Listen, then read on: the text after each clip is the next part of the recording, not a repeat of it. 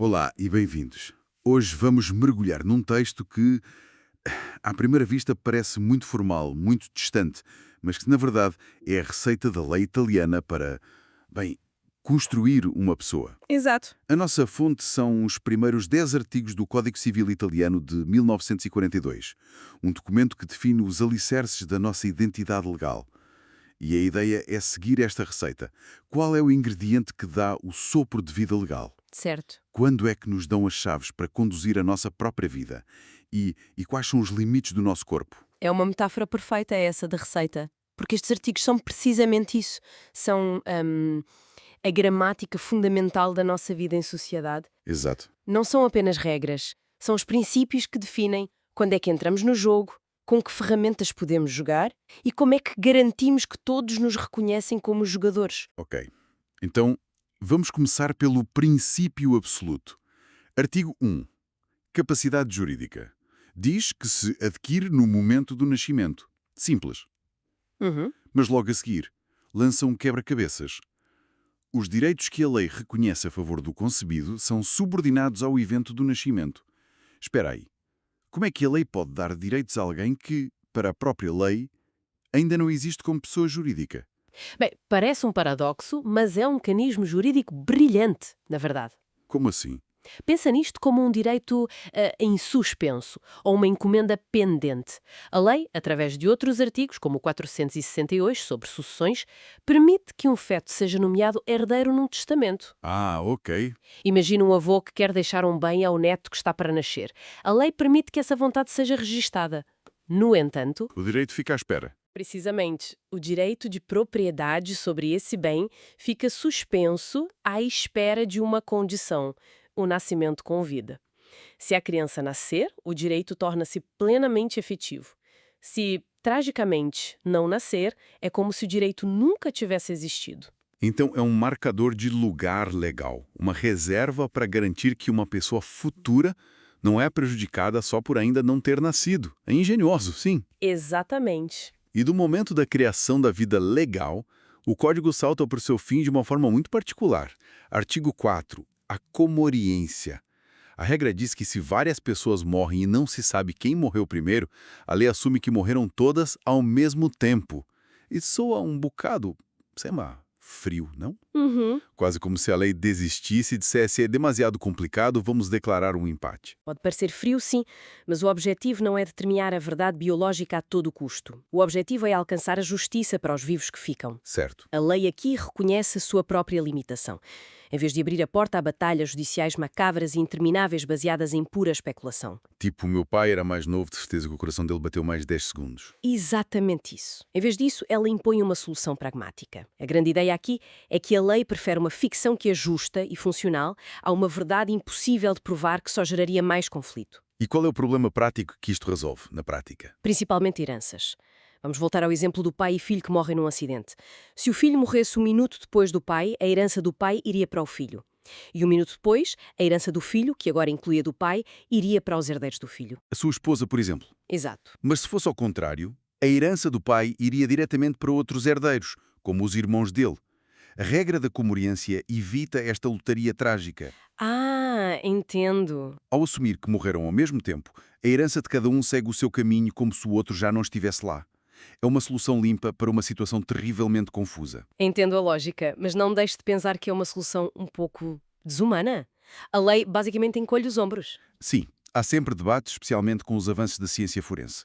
Mas o princípio mantém-se forte porque a fasquia da prova é altíssima. Não basta especular. Claro. Seria preciso provar, para lá de qualquer dúvida razoável, a sequência das mortes. E sem essa certeza, a presunção de simultaneidade continua a ser a solução mais equitativa. Mas agora, e o percurso até ao fim. Aquele momento crucial em que a lei nos olha nos olhos e diz: ok, a partir de agora, estás por tua conta. Quando é que isso acontece? Isso leva-nos diretamente ao artigo 2, maioridade e capacidade de agir, aos 18 anos. Desde a reforma de 1975, que baixou a idade de 21, Certo. e aqui temos de distinguir claramente entre os dois conceitos que já mencionamos. A capacidade jurídica, do artigo 1, que se ganha ao nascer, E a capacidade de agir, certo? Se a capacidade jurídica é ter um bilhete para o grande jogo da vida, a capacidade de agir, aos 18 anos, É quando o árbitro finalmente nos deixa entrar em campo e jogar. Essa é a analogia perfeita. Antes disso, estamos na bancada, a ver os nossos representantes a jogar por nós. Exatamente.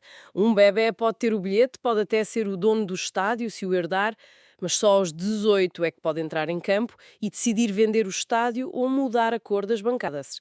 E claro, com essa entrada em campo vêm as responsabilidades. Pois, Podes marcar um golo, mas também podes fazer uma falta e ser penalizado. Adquire-se o poder de assinar contratos, casar, administrar o património, mas também a plena responsabilidade pelos próprios atos. e no meio desta viagem para a autonomia, encontramos um fantasma. O artigo 3 aparece na nossa fonte apenas com a palavra revogado. Fico curioso. O que é que estava aqui que se tornou obsoleto? O artigo 3 tratava do trabalho de menores, definindo as condições em que podiam ter um contrato de trabalho. Ah, Foi revogado não porque a ideia tenha sido abandonada, mas porque evoluiu.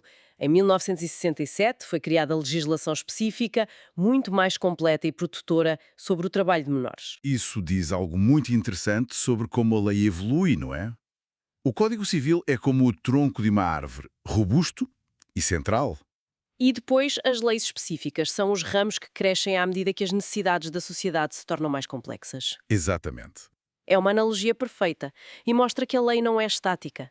Revogar um artigo aqui não significa que a ideia morreu. Significa que ela cresceu tanto que precisou da sua própria casa, uma lei dedicada. Faz sentido. O código fornece a estrutura, as leis especiais preenchem os detalhes. Ok. Até agora falámos de conceitos um pouco abstratos, como capacidade. Mas agora o código desce ao nível mais pessoal e físico que existe. O nosso próprio corpo. O artigo 5 Uhum. diz que são proibidos atos que causem uma diminuição permanente da integridade física. Isto parece uma contradição gigantesca.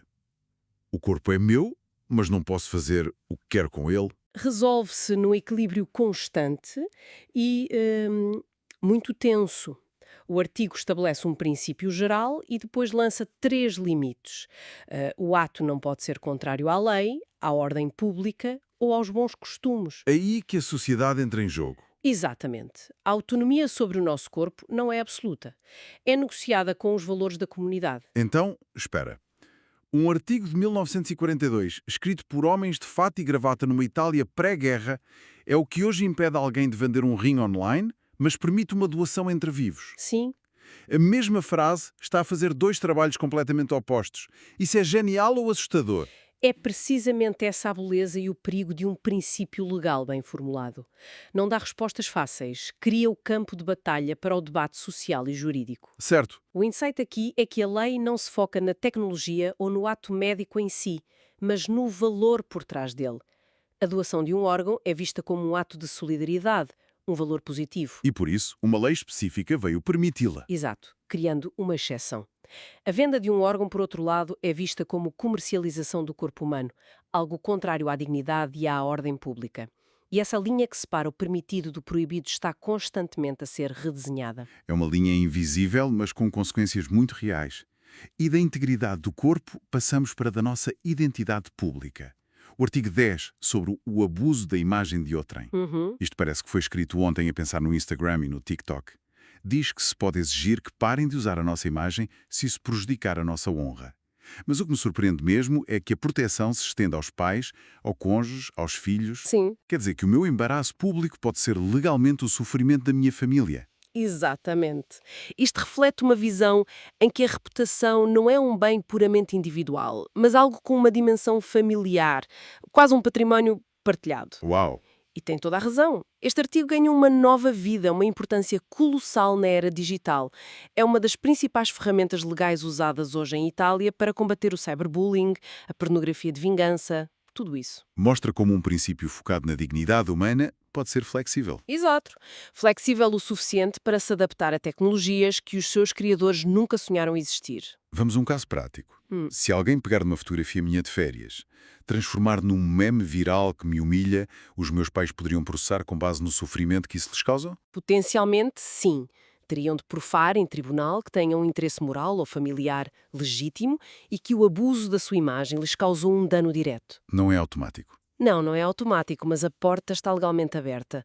É um reconhecimento poderoso de que a nossa identidade digital não existe num vácuo. Incrível. E isso leva-nos à pedra angular de toda esta construção. A etiqueta final, o nome.